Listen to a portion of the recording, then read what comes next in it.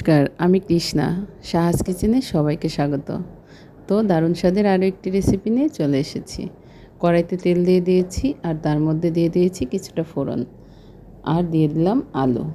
লম্বা লম্বা করে কেটে রাখা আলু দিয়ে লবণ হলুদ দিয়ে ভালোভাবে ভেজে নিব।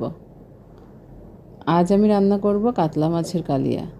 তো আলুগুলো ভাজা হয়ে গেলে এর মধ্যে আমি জিরা বাটা, আদা বাটা, শুকনো মরিচের গুঁড়ো আর কিছুটা কাঁচামরিচ দিয়ে দিয়েছি। সামান্য একটু জল মিক্সড করে আমি মশলাটাকে ভালোভাবে কষিয়ে নিচ্ছি।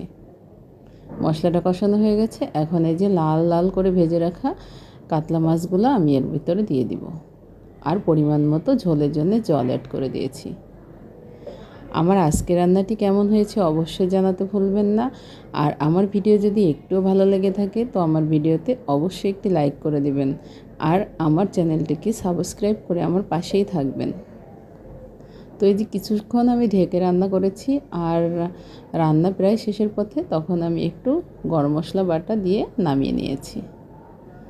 তো দারুণ স্বাদের এই কাতলা মাছের রেসিপিটি যদি কেউ না বানিয়ে থাকেন বাসায় অবশ্যই বানাবেন আর আমাকে অবশ্যই কমেন্টে জানাবেন। আজকের মতো ভালো থাকবেন। টাটা।